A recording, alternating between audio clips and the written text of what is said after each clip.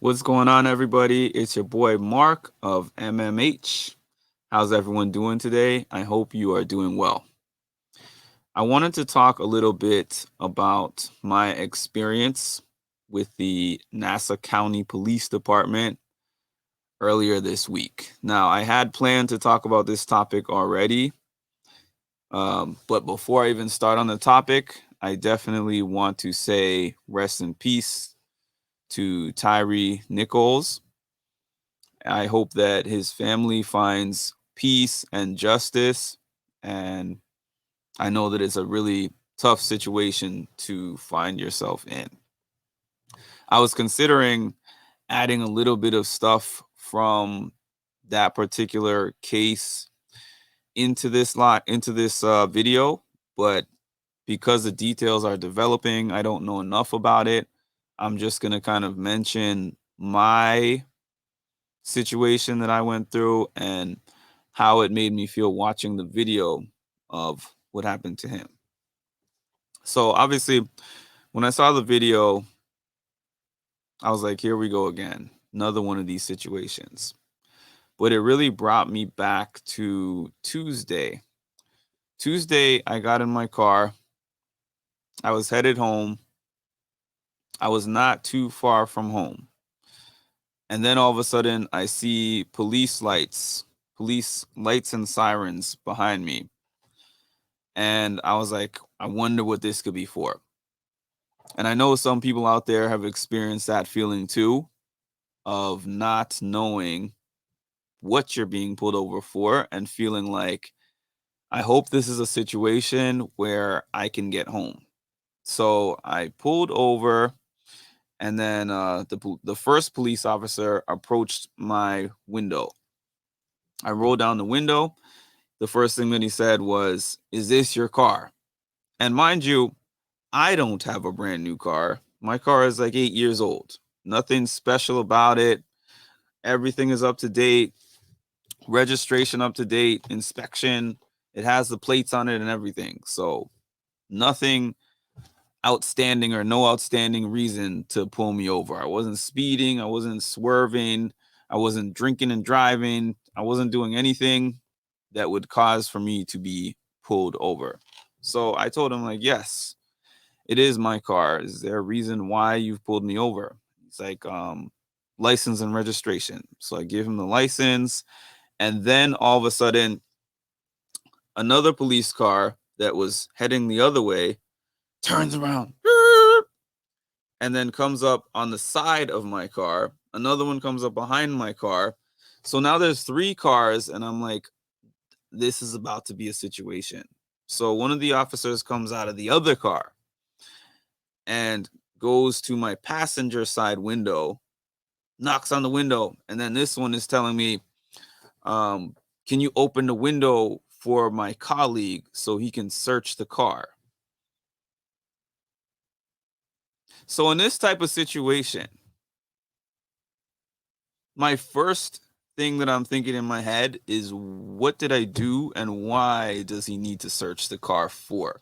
Not that I was worried that there was anything they would find in my car, but why did I get pulled over? What am I being searched for? But because of the types of things like what I just saw on the news and previous situations to that, where similar questions have gotten people killed, I didn't want to ask too many questions. So I just opened the window.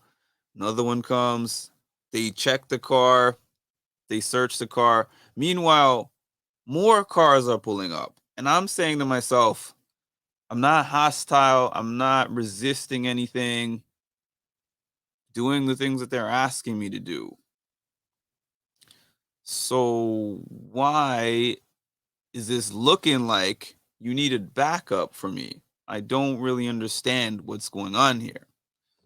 So fortunately, in my case, I don't really know all the details of the other case, but fortunately, in my case, it wasn't a situation of me being dragged out of the car, but it was a situation where if I had started asking questions or saying, this is not right, this is unlawful, this is illegal, things like that. Like I've seen other people doing other videos. I might not be here sitting here to talk about this situation. And I had one other incident. Oh, for this incident, fortunately, eventually they let me go. They gave me 2 bogus tickets. The officer said I failed to present my license in a timely fashion, and he also said my tail light was out. I checked my tail light after they left, and my tail light wasn't out. Um, I didn't present him my license immediately, but it was within less than a minute I presented the license. So, and then I kind of said that it wasn't fair at the end of the stop, and then the officer told me like, "Oh, you can go fight it at court. You could probably get at least one of them thrown out." And he's smiling. And I'm sitting here like, I'm glad one of us finds this funny, because I'm sitting here like, am I going to live through this stop? Am I going to get arrested? Are they going to plant something on me? Like, it's a tough position and place to be in when you're like, I've done nothing wrong. Why are you harassing me like this? And then to think, okay, I make a complaint and what happens? Because I had a previous situation also in Nassau County. It happened in 2020 when we had the lockdown going on in New York. So anyone who lives in this area knows that in 2020, nobody was outside for a time unless you were like an essential worker. So I just happened to go out maybe to fill my gas or something. I don't remember what I was out for, but I remember it was nighttime. The street was empty. And I pulled over. I turned the car off. I was talking to my grandmother on the phone, as a matter of fact. Car was off. So I saw the flashing lights behind me at that time too. And I didn't think that it was for me. I'm like, how could it be for me? I'm not even driving right now. So um what could an officer possibly be going behind me for? Lo and behold, it was for me. Knocked on my window and he was like, "Sir, are you calm?" And I said, "Yeah. What are you talking about?" Well, I don't know if I said, "What are you talking about?" But that's what I was thinking in my head. Like, what are you talking about? Am I calm? I was never not calm. So he says, "Are you sure?" And I was like, "Yes, I'm sure." So he was like, "I got a call that a black male who matches your description got in an altercation with a Caucasian female and struck her." And I was like, "Oh, first of all, I've been sitting in my car this entire time. I've not even left my car. Second of all, there's nobody on the block. I don't see anybody around." And there was nobody around. There was like one couple sitting outside because they had some outdoor limited capacity restaurant situation.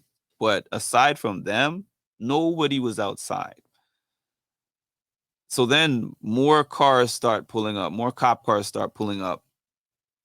I think that one I was even more scared than this last one because it was an empty street and it was nighttime and it sounded like a setup to me. But again, being somebody who is like, I would rather get home than be right, I'm like, I'm just going to go along with whatever they say and try to fight it later. So the officer is like, I need to check your license to see if it's clean. So he takes my license, goes back, more cars are pulling up. I sit there for 30 to 40 minutes, brings the license back to me, says nothing came up, but I took down your information, and if I need anything further, I'll be reaching out to you. it's a sad America that we live in, that we cannot depend on certain people to protect and serve. And it's not everybody. There are people who get into the profession for the right reasons. There are people who spend their time protecting and serving the public instead of harassing minorities. Unfortunately, I have experienced this harassment multiple occasions, and it's sad and it's hard every time one of these new situations comes up. We always talk about police reform, you know. The one thing that I can say though is that I am glad for the fact that we have these body cams, and also for the people who record when they see an incident, because as much as I say, oh, people do too much recording, unfortunately, sometimes things don't happen unless the public can actually see what happened.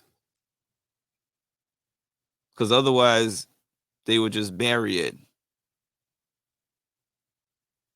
like they have done in the past. So I have been in that situation where I have been scared for my life. Um, I always choose that I'm going to respond in a calm fashion, even when they are trying to incite me or enrage me and give them a reason to use force. I hope and pray to never be in a situation where they do. I know people who have. They've described it to me. It sounded terrifying, but this is just an update on my experience that happened. And once again, I'm praying for the family of Tyre Nichols.